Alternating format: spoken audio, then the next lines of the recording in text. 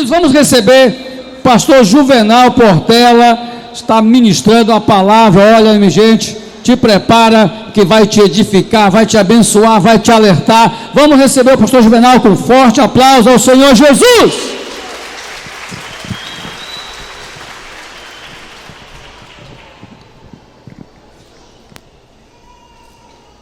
Aleluia, glória a Deus. A voz está nas últimas, mas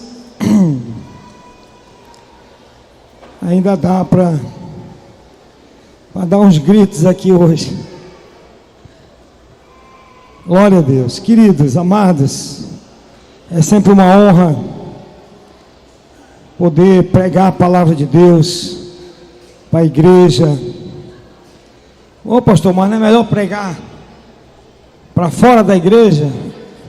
É muito bom pregar para fora da igreja, para as pessoas que ainda não conhecem o Senhor, mas é muito importante também pregar para a igreja, para que a igreja se edifique, se fortaleça cada vez mais, para que a igreja possa cumprir o ID do Senhor. Amém? Então vamos orar, queridos.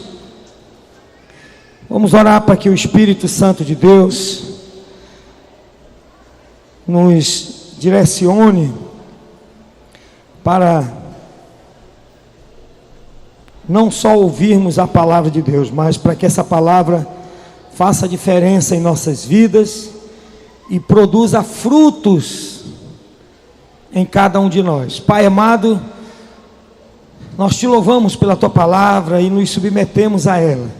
E nesta hora pedimos, Espírito Santo, que o Senhor fale conosco e ministre em nossa vida essa palavra. Que essa palavra não seja apenas ouvida por nós, mas que nós possamos aprender e possamos praticá-la para a glória do teu santo nome, em nome de Jesus, amém. Glória a Deus. Efésios capítulo 5, versículo 18. Efésios 5,18.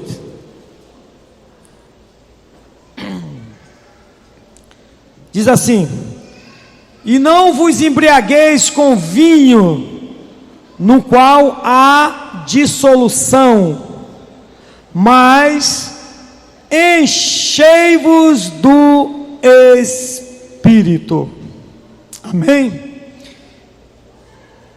Só para você se informar, talvez não, a maioria eu sei que já sabe, talvez tenha alguém ou uma outra pessoa que não saiba, que todas as vezes na Bíblia que a palavra Espírito aparecer com E maiúsculo, está se referindo ao Espírito Santo.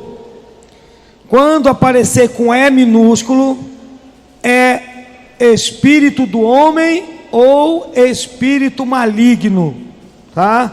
Então nunca esqueça disso. Aí você vê o contexto, se você vai ver se é espírito do homem ou se é espírito maligno.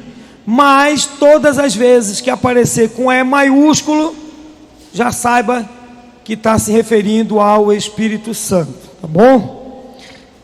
Bom, Efésios 5,18 está dizendo: e não vos embriagueis com vinho, no qual há dissolução, mas enchei-vos do Espírito Santo.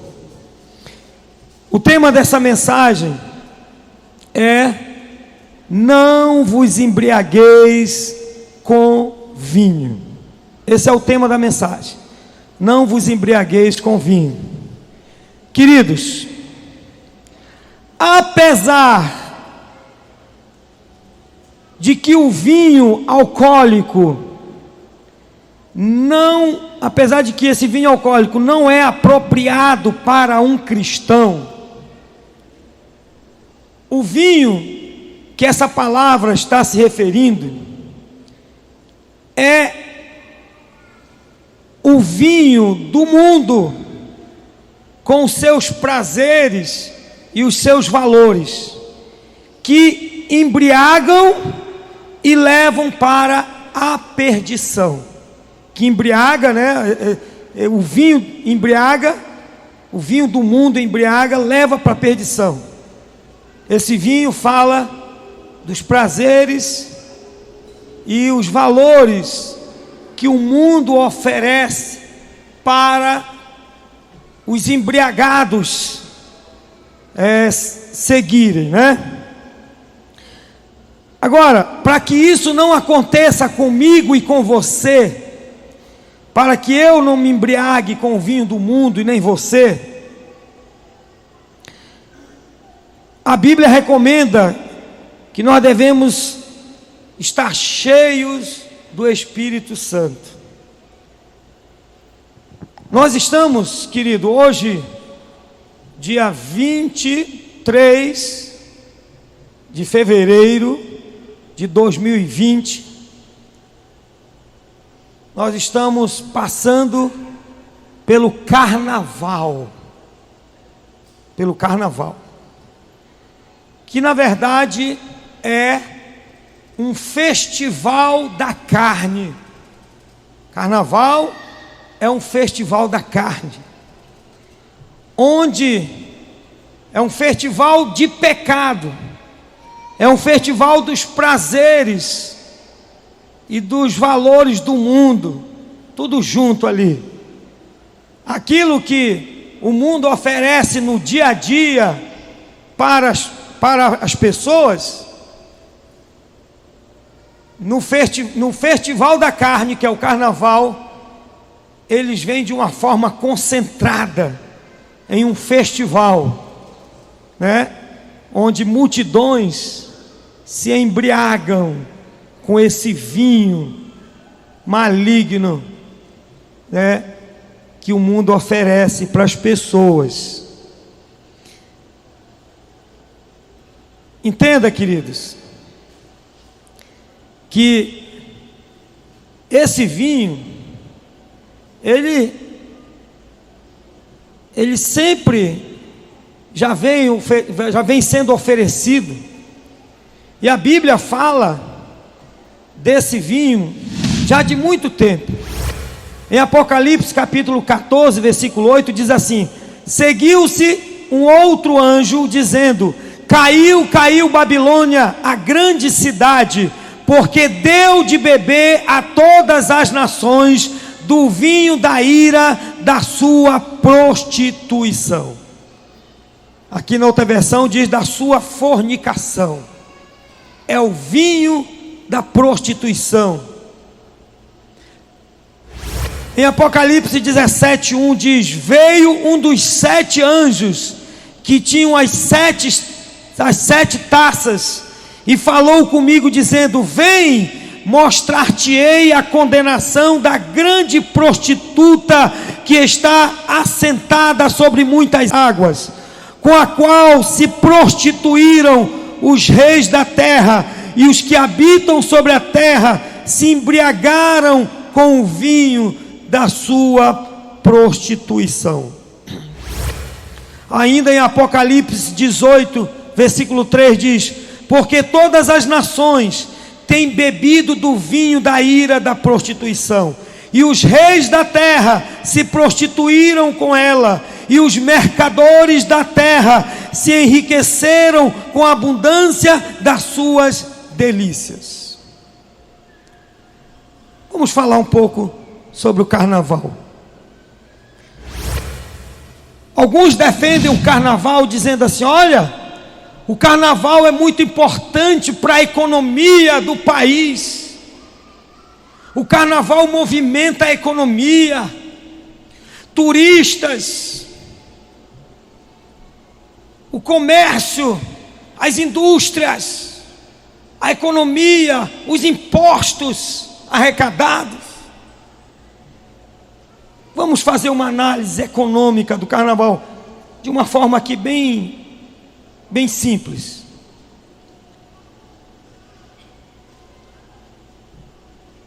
o governo, ou seja, nós, o governo com o nosso dinheiro, com o meu e o teu dinheiro, com o dinheiro não só dos que gostam do carnaval, mas também de nós que não gostamos, com o nosso dinheiro, por causa do carnaval, o governo gasta muita grana em infraestrutura, o governo gasta muita grana em segurança, o governo gasta muita grana em saúde, o governo gasta muita grana em propaganda, quando ele tem que fazer campanha de esclarecimento, campanha educativa no período de carnaval.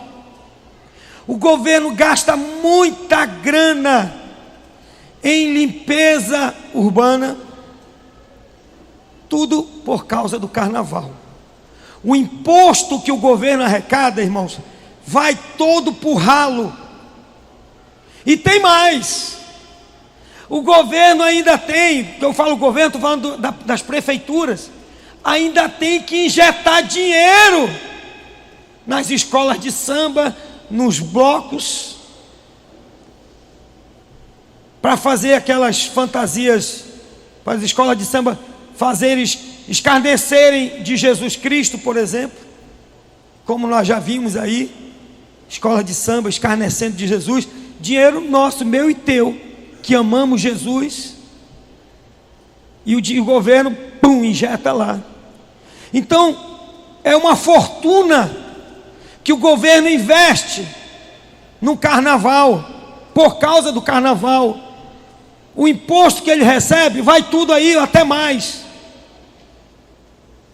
E tem mais, o carnaval ainda deixa um rastro para o governo gastar com saúde. Pessoas que contraem doenças no carnaval, doenças venéreas, todo tipo de doença, AIDS, todo tipo de doença, que aí depois está sendo tratado nos hospitais públicos. 9 meses depois, tem aquelas que lotam as maternidades, que engravidaram no período do carnaval, além dos exames pré-natais, gasto com saúde que fica com pessoas internadas por causa de brigas, de acidentes, de facadas, de tiros no período de carnaval. Então essa é a miséria econômica que o carnaval deixa para o poder público. E quem é que ganha dinheiro? A Bíblia aqui está dizendo, olha irmãos, quem ganha dinheiro no carnaval? E os mercadores da terra se enriqueceram com a abundância das suas delícias. É a Ambev que ganha muito dinheiro no carnaval. A indústria de bebida alcoólica ganha muito dinheiro no carnaval. Os traficantes ganham muito dinheiro no carnaval, irmãos. A demanda por droga aumenta, a procura aumenta terrivelmente. E os traficantes bamburro ganham muito dinheiro. As facções. A Rede Globo ganha muito dinheiro com a prostituição do carnaval. Essa rede maligna, que é um verdadeiro lixo, que só trabalha para o diabo.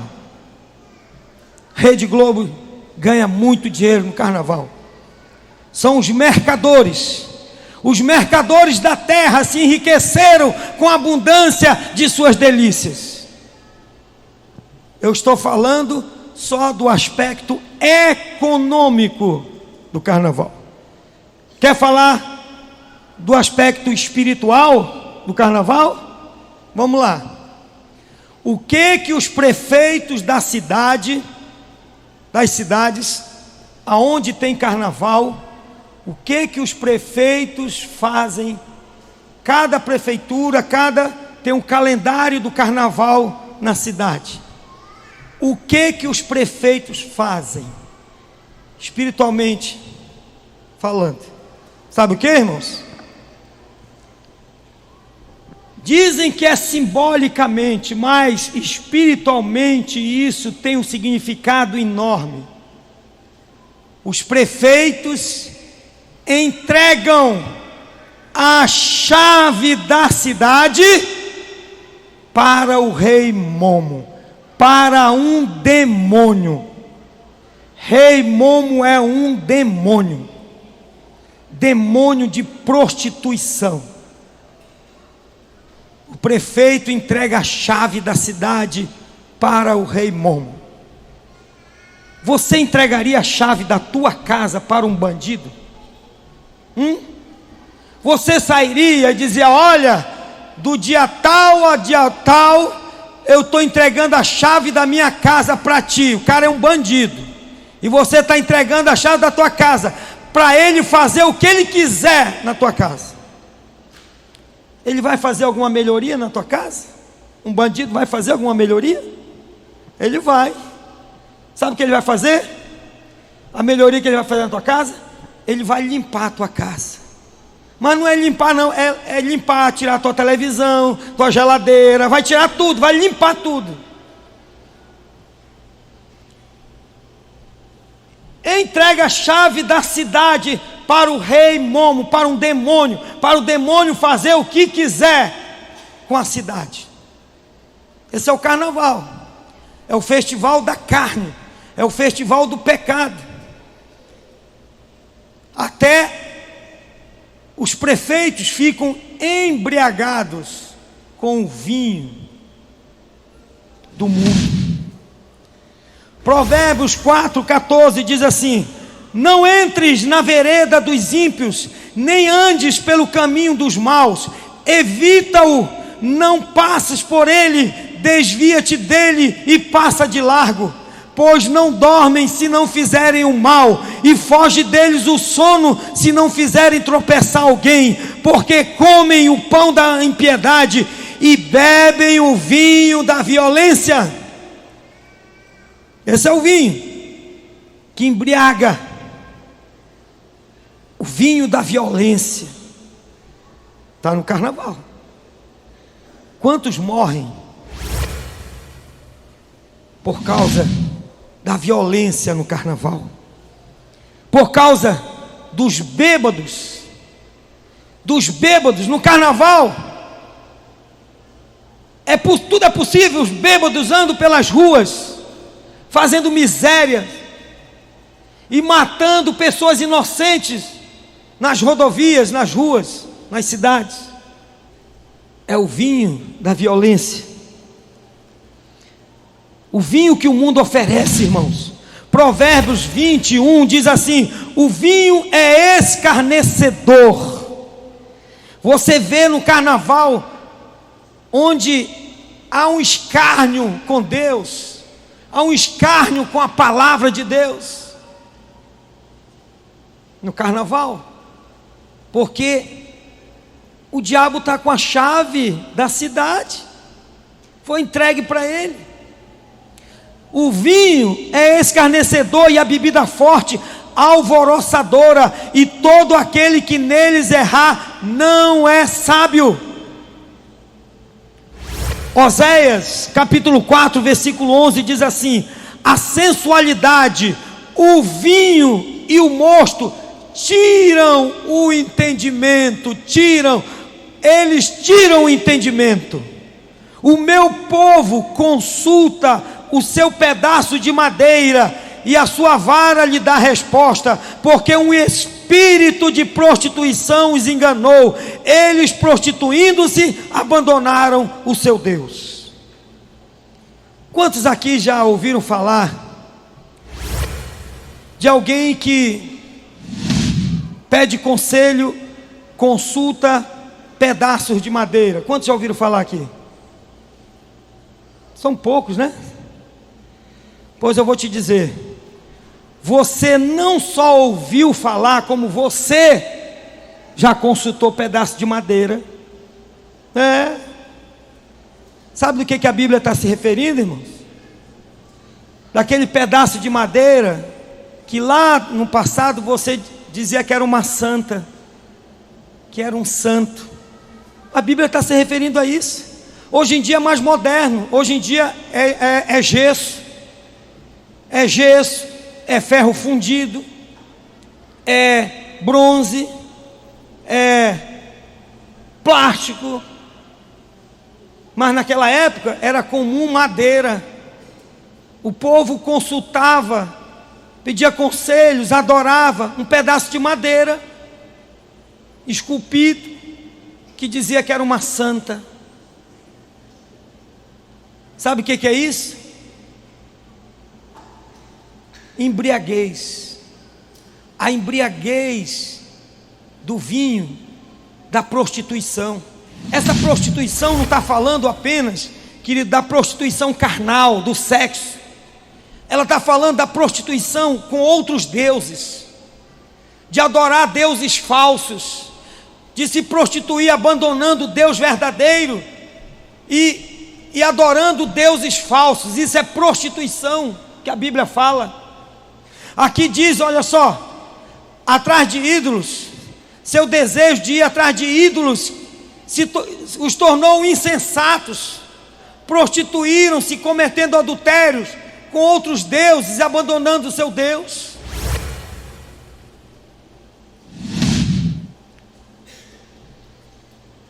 É o vinho que o mundo oferece que tem embriagado as pessoas.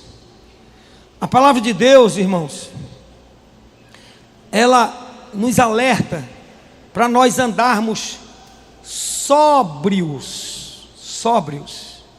Você não pode, em hipótese alguma, estar embriagado. Você tem que estar sóbrio.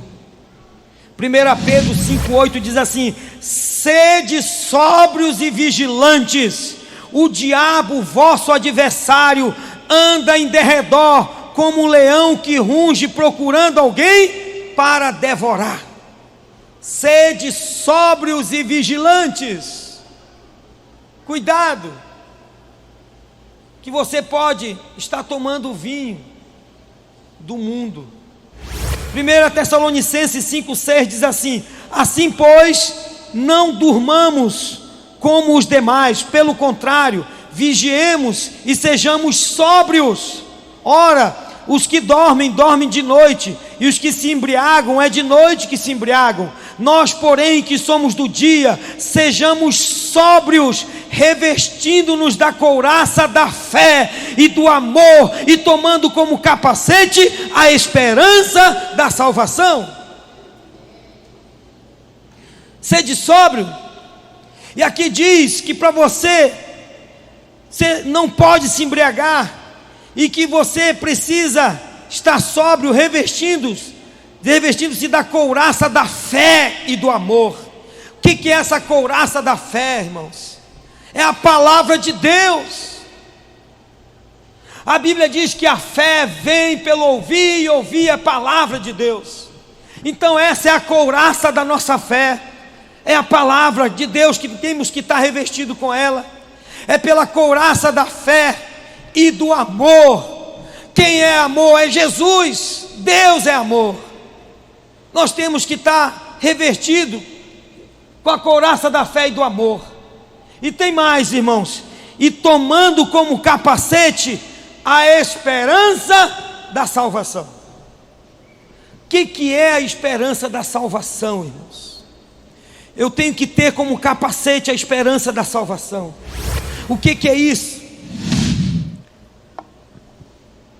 Você que tem a esperança, que tem o capacete da esperança da salvação, é aquele que toma o cuidado para viver uma vida cristã correta, para não perder a salvação. É aquele que pensa assim: não, eu não posso fazer isso. Isso aqui é pecado, isso aqui está errado, eu não posso fazer, porque senão eu vou perder a minha salvação. Senão no dia que eu morrer, ou no dia que Jesus voltar, eu vou perder a minha salvação. Então esse é o teu capacete, e você evita o pecado por causa da tua esperança da salvação. Só que o mundo investe pesadamente para você perder esse capacete. E basta para isso que ele te convença, que ele te embriague, para você não acreditar em Deus, para você não acreditar na existência de Deus. Ah, pastor, mas isso aí ele nunca consegue. Desde criancinha eu aprendi que Deus existe. É verdade. Você pergunta para todo mundo, mais de 90% vai dizer que acredita em Deus. Porém, pouquíssimos vivem como se Deus existisse. Uma coisa é abrir a boca para dizer que acredita em Deus, outra coisa é ter um modo de vida como se Deus realmente existisse. Muitos abrem a boca para dizer que acreditam em Deus, mas as suas práticas diárias são como se Deus não existisse. E esse investimento, irmãos, para que você não acredite em Deus, é um investimento pesado que o mundo faz. É um investimento muito forte, irmãos. Talvez você não tenha noção disso. Quer ver uma coisa? No sistema educacional do mundo inteiro, no sistema educacional, se aprende uma teoria furada que dá uma alternativa para a origem da vida. A teoria da evolução. Ela é apresentada em todo o sistema educacional no mundo inteiro como se fosse uma teoria certa, correta. A teoria da evolução, irmão, fala de uma origem da vida totalmente diferente do que relata a Bíblia. A teoria da evolução, ela fala da origem da vida, eliminando Deus. Se você crê na teoria da evolução, você está eliminando Deus. No entanto, essa teoria, ela é empurrada goela abaixo para as crianças, para todo mundo, em todo mundo. É uma teoria furada.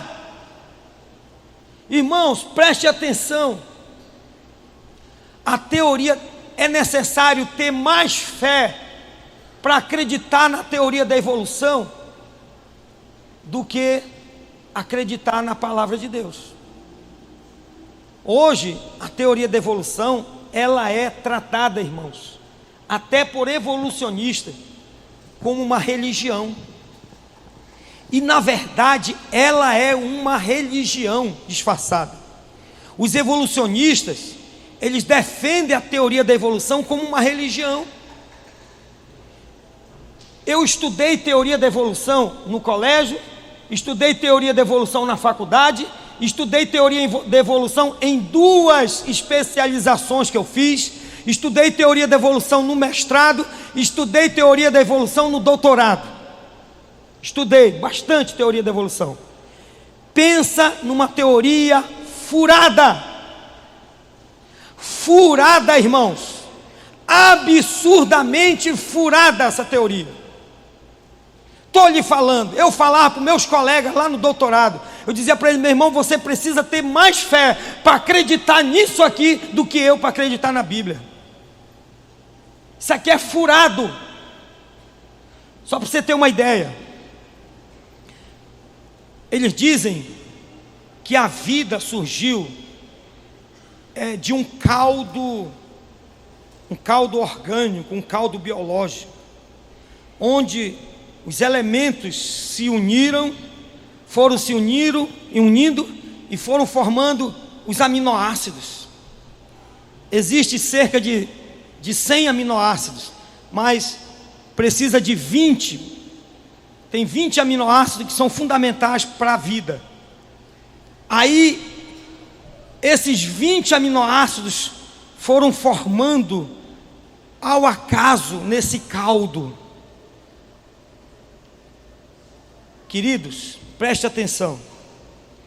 estatisticamente, para formar esses aminoácidos nesse caldo, a probabilidade é terrivelmente ínfima. Porém, o aminoácido em si não vale nada, ele tem que se juntar para formar o código genético. Irmãos, e é uma combinação tremenda. E mesmo assim ainda tem que formar as cadeias, formar o DNA. E aí toda a complexidade de uma célula. Um estatístico fez um levantamento. Para que uma célula se formasse, para formar uma célula, a toda a complexidade que envolve uma célula, a probabilidade para que isso se formasse ao acaso, sabe qual é a probabilidade? Preste atenção, 1 em trilhão de vezes. É impossível. Cientificamente é impossível a formação de uma célula ao acaso, muito menos um órgão, um corpo, populações. Impossível, irmãos. Alguém disse que, vocês já ouviram falar da teoria do Big Bang? Que tudo começou com uma explosão. Puff. Foi uma explosão. Puff. E que surgiu tudo organizado. Isso aí, irmãos, já contraria frontalmente a segunda lei da termodinâmica. Contraria totalmente. Mas alguém disse que essa teoria equivale a você chegar numa biblioteca, pega uma bomba bem potente, joga naquela biblioteca, sai correndo dali, a bomba explode a biblioteca toda, puf! É livro para todo lado, pedaço de livro, é letra para cá, é palavras para lá, e é tudo sobe para os ares, e depois vai sentando, aqueles pedaços vão se juntando, e pum, cai no chão um dicionário do Aurélio, formado com essa explosão. É o que equivale a essa teoria do Big Bang, irmãos. Eles dizem que isso que aconteceu, essa explosão, puf! Aí da explosão, a explosão causou uma organização da coisa. Irmãos, só com muita fé para acreditar nisso. A teoria da evolução, ela é tão furada. Veja bem, deixa eu falar uma coisa para você. A evolução em um determinado nível acontece. Você já viu, por exemplo, são evoluções que a gente chama de evoluções adaptativas. A evolução adaptativa acontece. Por exemplo, quando se faz uma barragem de uma hidrelétrica, você separa os peixes que ficam depois da barragem e antes da barragem. Você separa, por exemplo, você separou a mesma espécie, um tambaqui. Fica um tambaqui numa água parada de uma barragem e fica um tambaqui numa água corrente. Esse tambaqui vai ficar diferente um do outro. Vai ficar. E às vezes essa diferença, por quê? Porque um vai se adaptar àquele novo hábitat, aquele novo ambiente. E isso acontece, a gente sabe disso, que é uma evolução adaptativa. É igual um cego, uma pessoa que fica cega, uma pessoa de repente fica cega. O que vai acontecer com ele? Outros sentidos dele vão se aguçar. Ele vai conseguir ouvir mais do que uma pessoa normal. Você já imaginou? Você já viu, irmãos, um cego andar na rua por aí sozinho, com aquela bengala?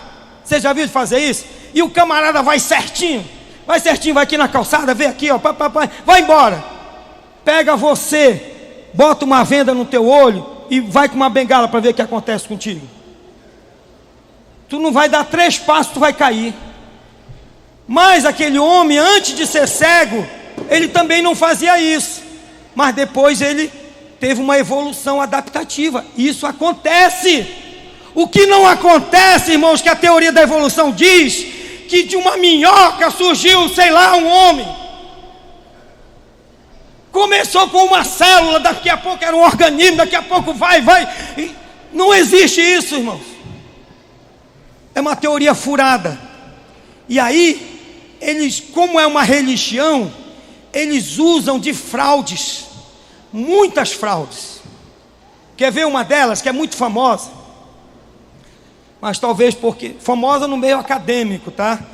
Talvez você nunca tenha ouvido falar. Mas um dia um cientista, adepto da teoria da evolução, apaixonado, fanático, cheio de fé, ele resolveu pegar um esqueleto humano, escondido, tirou a mandíbula do esqueleto humano, tirou. Pegou a mandíbula de um macaco e colocou no lugar da mandíbula do humano que ele tirou. E enterrou esse esqueleto. Deixou passar um tempo.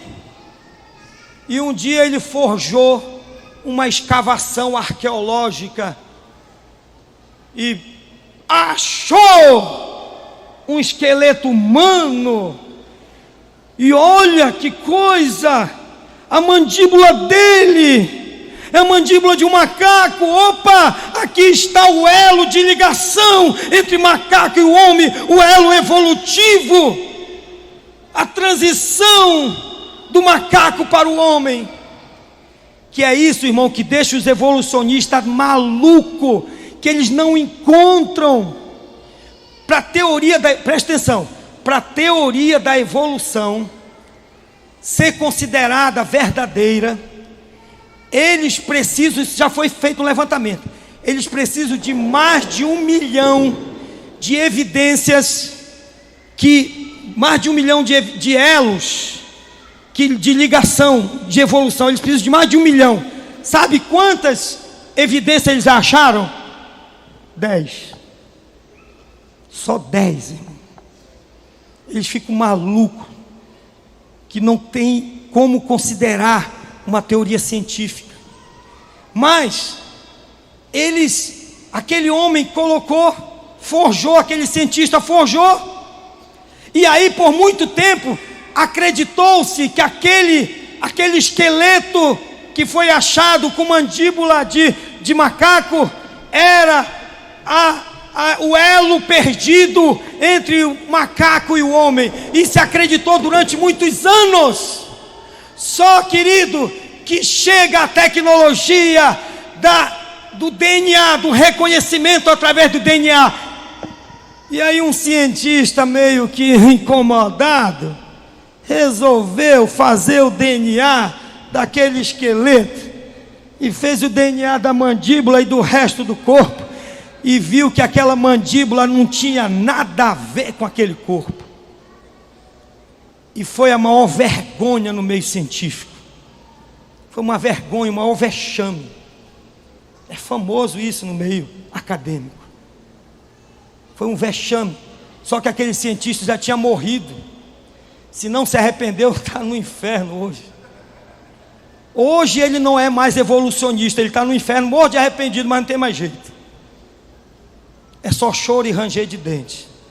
Mas infelizmente, preste atenção, apesar de tudo isso, essa teoria é colocada no meio acadêmico como se fosse verdadeiro, irmãos, para que as pessoas cresçam acreditando nessa mentira. E acreditando nessa mentira, você não crê na existência de Deus. Não crê. E não crendo na existência de Deus, você perde o capacete da esperança da salvação.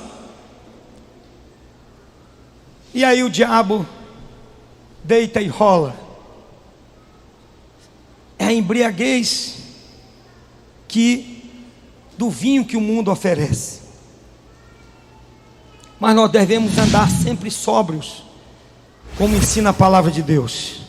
2 Timóteo 4:3 diz assim: pois haverá tempo, presta atenção, haverá tempo em que não suportarão a sã doutrina, pelo contrário, cercar-se-ão de mestres segundo as suas próprias cobiças, como que sentindo coceira nos ouvidos, e se recusarão a dar ouvidos à verdade, entregando-se às fábulas. Sabe o que é isso? A embriaguez já está fazendo pessoas não suportarem a sã doutrina, a palavra da verdade. É mesmo, pastor? Tem isso? Tem, sabe aonde? Aqui dentro. Aqui, ó. Aqui dentro, assim, ó. Passar um scanner aqui, ó. Se eu tivesse um scanner que mostrasse isso, irmãos, ele desse uma apitada, na hora que aparecesse alguém que se encaixasse aqui, eu tenho certeza que esse scanner ia fazer assim, ó. O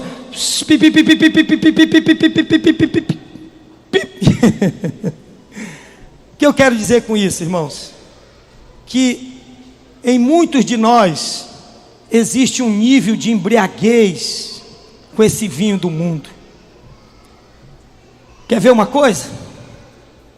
Se quando você, pastor Bosco aqui, pregou sobre dízimo, sobre oferta, tem pessoas que se incomodam com isso, se sentem incomodadas. Mas para aí, não é uma invenção do pastor Bosco. O pastor Bosco mostrou na palavra. Eu muitas vezes venho aqui para esse púlpito falar sobre dízimos e oferta, e eu mostro na palavra. Não é uma invenção minha. Mas tem uns, e olha só, é mais ou menos uns 5 a 10 minutos que a gente fala aqui sobre isso. E depois tem mais ou menos 1 hora de palavra de uma pregação. Mas a pessoa muitas das vezes sai daqui, sabe como? Eu vi isso agora. Uma pessoa me falou que teve alguém que disse que não vinha mais na igreja. Sabe por quê? Porque na igreja fala muito de oferta. O miserável não se lembra de nenhuma da palavra que foi ministrada. 45 minutos, 1 hora, não lembra de nada, mas ele lembra de 5 minutos da oferta que foi ministrada, e sai daqui. Essa igreja fala muito de oferta. Está embriagado, irmãos. Está aqui, ó. Haverá tempo em que não suportarão a sã doutrina. A sã doutrina é a embriaguez do mundo, que faz as pessoas se incomodarem com aquilo que está sendo pregado. Tem um vídeo circulando na internet, pastor americano, pastor está pregando, e o pastor fala o seguinte, não sei exatamente como ele fala, porque esse vídeo me falaram, eu não vi o vídeo, e eu sei que é verdade porque o pastor Simval compartilhou, e o pastor Francisco falou desse vídeo que o pastor Simval compartilhou, e contou mais ou menos o que foi. Que um pastor americano está pregando e fala do homossexualismo, que a Bíblia prega que o homossexualismo é pecado. E o pastor fala isso, sabe o que acontece? Metade da igreja se levanta e vai embora. Pastor homofóbico, porque o pastor falou que o homossexual... Irmãos, é a Bíblia que está dizendo, é a sã doutrina que está falando que é pecado, irmãos. Nós não odiamos, ninguém odeia homossexual. Nós não odiamos homossexual. Ao contrário, irmãos, nós tratamos muito bem. Eu duvido um homossexual que abra a boca, tenha coragem de abrir a boca, que ele foi maltratado nessa igreja. Se foi maltratado algum homossexual nessa igreja, nós não sabemos, você pode ter certeza disso, porque nós procuramos tratar muito bem. Tem homossexual que vem para cá, aqui é bem tratado, depois ele se desvia, ele vai para o mundo, lá no mundo ele é maltratado, e ele volta para cá de novo, e é sempre muito bem recebido. A gente sempre recebe com abraço, os pastores, todo mundo abraça, sempre bem recebido. Mas nós não podemos ir contra a sã doutrina. A palavra de Deus diz que é pecado. Se é pecado, é pecado. Mas tem crentes que não estão mais suportando a sã doutrina, porque estão embriagados com o vinho do mundo. E quando o pastor fala da sã doutrina, da palavra de Deus, fala a verdade, a pessoa fica chateada. No culto anterior, eu estava ali, terminou o culto, veio um senhor lá comigo, me abraçou e disse assim: pastor, eu nunca vi esse homem antes, não sei se ele era visitante, não sei, mas ele me abraçou e disse assim: pastor, eu gostei tanto dessa palavra, porque o senhor falou umas verdades ali, e essas verdades, ele disse, eu passei 3 meses preso num presídio, eu estava num presídio 3 meses, e o que me livrou foi ouvir umas palavras dessa que eu ouvi lá dentro. E eu chego aqui nessa igreja, o senhor fala a mesma coisa, uma palavra verdadeira que mexeu comigo, e isso mudou a minha vida. A palavra é para isso, irmãos, é para mudar na nossa vida, mudar alguma coisa na nossa vida. Você não vem para cá no domingo, aqui todo domingo, você não vem para cá apenas porque é um costume, porque é uma tradição. Você vem para cá para você ser transformado pela palavra.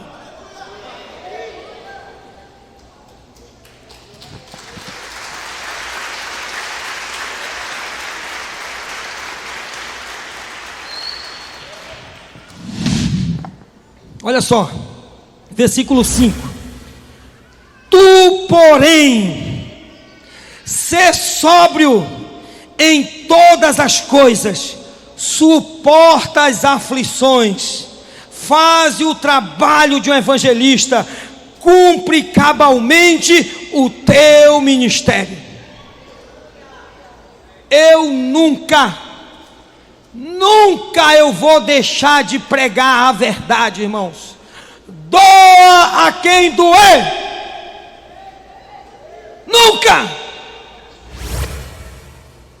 Um dia eu fui confrontado aqui nessa igreja por um empresário, um dízimo alto. Eu fui confrontado por causa das minhas pregações. Me colocou contra a parede, porque eu tinha que mudar minha pregação, parar de pregar sobre negócio de pecado e pregar sobre o amor. Pregar sobre amor. Digo, rapaz, é claro que eu procurei tratar com muito amor e carinho essa pessoa, dizer, irmão, quem ama corrige, quem ama corrige. Se eu não corrigir, você não é filho, você é um bastardo. Se você não está suportando a sã doutrina, para de tomar esse vinho que você está tomando, que está te embriagando. Isso aqui eu já estou falando para nós, não falei isso para ele não, irmão. Estou falando para nós aqui. Eu não falei isso para ele, eu tentei contornar com muito amor e carinho, mas infelizmente ele não suportou e saiu da igreja. Pergunte se o pastor Francisco, se alguém chegou comigo, disse assim, poxa pastor, ele está vendo aí, perdemos o maior dizimista da igreja. Pastor Francisco disse, não, é isso aí, nós não vamos arredar o pé, nós vamos pregar a palavra da verdade. Nunca o nosso pastor, irmãos, falou em recuar, nunca, não importa o dízimo, irmãos, quando a gente fala para você entregar o dízimo, nós estamos falando para o teu bem, é para o teu bem. Se tu não entrega o dízimo, tu está roubando de Deus, cara, e não pensa que ladrão vai entrar no céu, está falando para o teu bem. Não é para entrar mais dinheiro na igreja, não. Rapaz, o teu dízimo, o dízimo de muitos aqui não chega aos pés de outros dizimistas que nós já tivemos aqui e que nós não deixamos de tratar, não deixamos de falar a verdade, que foram embora por causa disso.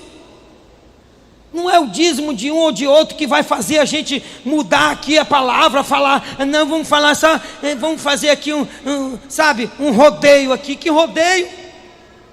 A palavra da verdade é essa aqui, querido. Ela está dizendo, sofre as aflições, tu porém, ser sóbrio em todas as coisas, suporta as aflições, faz o trabalho de um evangelista, cumpre cabalmente o teu ministério. Não importa se você vai gostar ou não, irmão, é a verdade que tem que ser falada. Cuidado, quando o pastor prega aqui, quando alguém prega, isso te incomoda, isso te deixa irritado, mexe contigo, cuidado com o vinho que você está tomando. Não, pastor, eu não. Sabe aquele camarada que, vamos lá, vamos fazer uma analogia aqui, com a bebida alcoólica mesmo, espiritualmente a mesma coisa, irmãos. Sabe aquele camarada que gosta de tomar uma, e alguém fala, e aí, meu irmão, você bebe? Ele diz, não, eu não sou alcoólatra, eu só bebo socialmente. Tem uns crentes que bebem o vinho do mundo só socialmente. Não, eu não tenho nada a ver com o mundo, eu não bebo, eu só socialmente, eu não me embriago, mas está bebendo do vinho do mundo, está dando umas bicadas lá. Não, eu não, pastor, uma novelinha de vez em quando. Pastor, só malhação, pastor, só malhação. Big Brother, bom, eu de vez em quando, Big Brother assim. Sabe como é, pastor? Olha só, me converti. Pastor, é o seguinte, eu não gosto de carnaval. Hoje eu me converti, eu não gosto de carnaval. Mas assim, você sabe que a mangueira é do meu coração, né? Inclusive, pastor, o senhor é Portela, né? Portela, eu digo, sou Portela, meu nome. Sou Portela. Isso aí foi uma revelação, né? Não, pastor, tudo bem, mas, poxa, pastor, mas o meu garantido é o vinhozinho, irmãos, que vai entrando, sabe? Aquele vinho que vai entrando. Cuidado. Bebida alcoólica é assim. Tem aquela bebida que o cara toma, ele toma uma talagada assim, ó, né? Chega, arde. Aí o cara fica bêbado já de uma. Mas tem aquela outra que o cara vai tomando, ele toma até para ir matando a sede, uma cervejinha, inocente a cerveja. O cara vai tomando, toma uma com os amigos, jogando uma sinuca ali, brincando, tirando um tira-gostozinho ali, vai tomando uma cervejinha e vai conversando. Daqui a pouco a língua vai ficando pesada, e já está falando, não, porque já está pregando a língua, o outro também está do mesmo jeito, nenhum percebe o que o outro. Vai ficando bêbado devagarinho. Espiritualmente a mesma coisa. Tem aquele que se embriaga logo tomando uma talagada logo. Mas tem aquele que se embriaga ali devagarinho, tomando aquele vinho ali fraquinho, um pouquinho aqui, uma tacinha aqui, outra ali. Aquele crente que daqui a pouco já não passa a olhar com desconfiança para os pastores, para os líderes, já não começa a não gostar muito da célula, e já começa não sei o que e tal, e daqui a pouco vai abandonando, vai ficando embriagado aos poucos.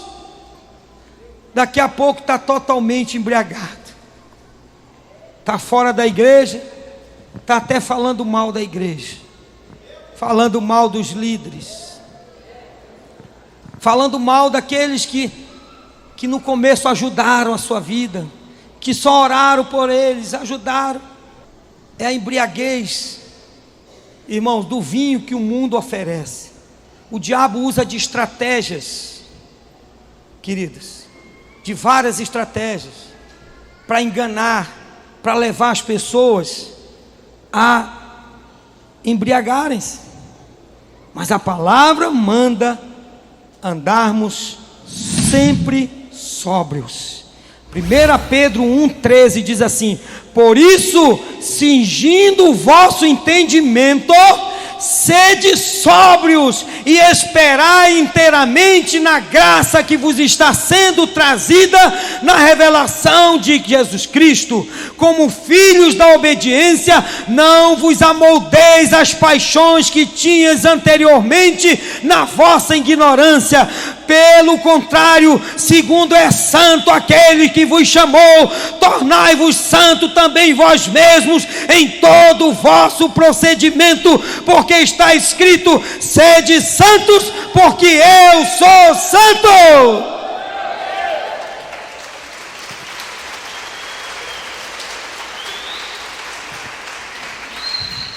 Primeira Pedro 4,7: ora, o fim de todas as coisas está próximo. Sede, portanto, criteriosos e sóbrios, a bem das vossas orações. Acima de tudo, porém, tende amor intenso uns para com os outros, porque o amor cobre multidão de pecados. É assim que tem que ser. Aquele que se embriaga com o vinho do mundo, ele toma a forma do mundo, ele se conforma com o mundo. Conformar, ou seja, tomar a forma do mundo. É o crente que no trabalho ninguém sabe que ele é crente, porque ele se camufla. A linguagem dele no trabalho é uma, a linguagem dele na igreja, no meio dos crentes, é outra. O procedimento dele lá no trabalho, no meio dos ímpios, no meio daqueles que estão lá com pornografia, é um, porque ele tem que se adaptar. É o crente camaleão, que vai se adaptando. Ele vai se adaptando. Ele tem uma característica chamada mimetismo. Mimetismo é aquele que ele depende do ambiente, ele fica parecido com o ambiente. Quantos aqui conhecem um inseto chamado bicho-pau? Quantos conhecem? Um inseto chamado bicho-pau. Talvez muitos aqui que não levantaram a mão até já viram, mas acharam que era um pau. Porque ele parece tanto com um pedaço de pau, com graveto, irmãos, que você pensa que não é um inseto, mas é um graveto. Procura na internet lá, bicho-pau, você vai ver. Tem o bicho-folha também, que parece uma folha. Tem o peixe-folha, irmãos. Você já viu no igarapé? Já foi assim no igarapé? Aí viu aquelas folhas lá no fundo do igarapé assim? Você já viu? Quantos já viram isso? Tá no igarapé, tá lá umas folhas que caem lá. Tem um bicho, tem um peixe que parece uma folha daquela. Talvez um dia você viu, mas achou que era uma folha. Ele fica lá embaixo assim, ó, igual uma folha, igualzinho. Mas é um peixe. Não vai andar pelos igarapé com medo de folha aí, pensando que é peixe. Mas existe. Tem crente mais ou menos assim, que ele toma a forma do mundo.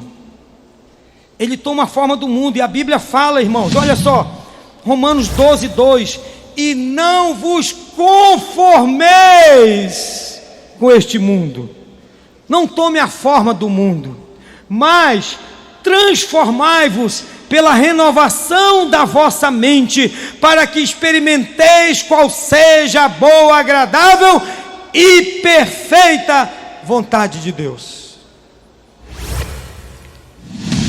O vinho do mundo faz o cristão perder a salvação.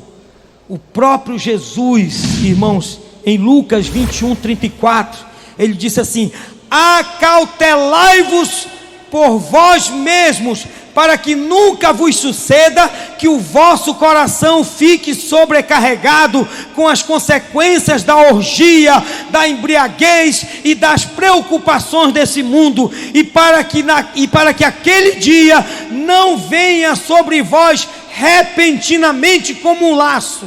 Aqui diz: olhai por vós, não aconteça que os vossos corações se carreguem de glutonaria, de embriaguez e dos cuidados da vida, e venha sobre vós de improviso aquele dia. Ou seja, que você não pode se embriagar com o mundo, porque aquele dia, que é o dia da volta de Jesus, ou o dia da tua morte, pode chegar de surpresa, e você não está preparado, e você perder a tua salvação. Por isso você tem que estar sempre, sempre, sempre sóbrio, sempre sóbrio.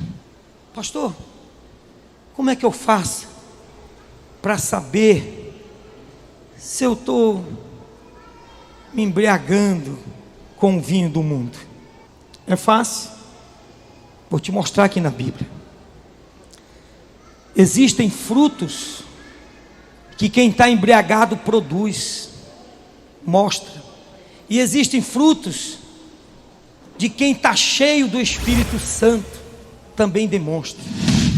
Gálatas capítulo 5, a partir do versículo 16, diz assim, ó: digo, porém, andai no Espírito, Espírito com E maiúsculo, Espírito Santo, e jamais satisfareis a concupiscência da carne, porque a carne milita contra o Espírito, e o Espírito contra a carne, porque são opostos entre si, para que não façais o que porventura seja do vosso querer. Mas se sois guiado pelo Espírito, não estais sobre a lei. Ora, as obras da carne são conhecidas e são, vamos lá, vocês aí que vão julgar, comissão julgadora.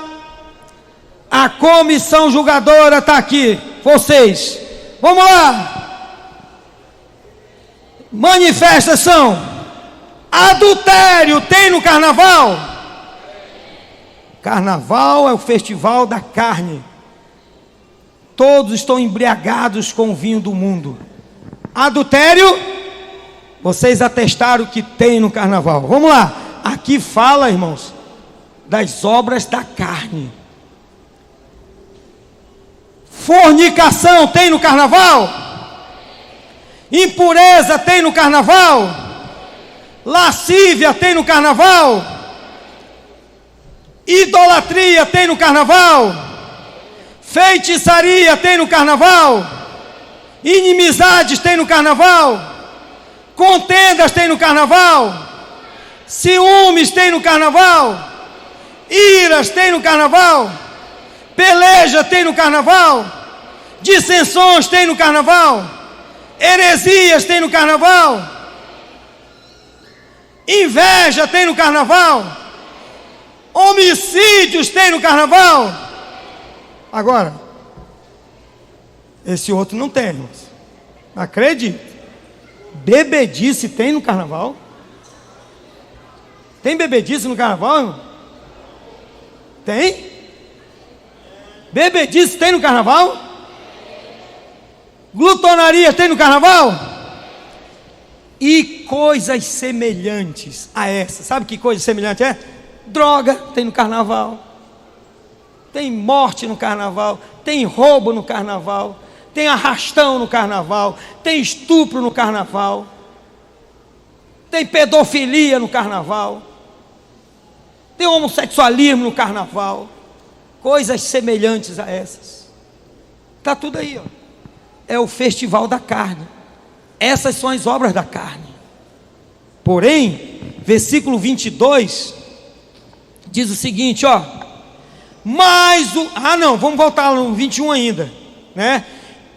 E coisas semelhantes a estas, a respeito das quais eu vos declaro, como já outrora vos prevenis, que não herdarão o reino de Deus os que tais coisas praticam. Não herdarão o reino de Deus, irmãos. Não se iluda. Se você vive praticando essas coisas, você está embriagado com o vinho desse mundo. E aqui diz que quem pratica essa... Ah, pastor, mas para aí, todo mundo pratica, todo mundo aconteceu já. Isso é acontecer na tua vida ou na minha, e eu me arrepender e pedir perdão, e acontecer isso como um acidente, ou seja, eu luto contra isso, faço de tudo para não acontecer isso, e por acaso, de repente, uma situação acontece, e eu sou convencido pelo Espírito Santo que há em mim, de que eu pequei, e eu reconheço que pequei, me arrependo e peço perdão a Deus. Isso é normal na vida de qualquer cristão. O que não é normal é viver na prática dessas coisas. Para essas pessoas a Bíblia diz que não herdarão o reino de Deus. Mas o versículo 22 diz assim: mas o fruto do Espírito é amor, alegria, paz, longanimidade, benignidade, bondade, fidelidade, mansidão, domínio próprio. Contra estas coisas não há lei, e os que são de Cristo Jesus crucificaram a carne com as suas paixões e concupiscência. Se vivemos no Espírito, andemos também no Espírito. Fique de pé em nome de Jesus. Aleluia!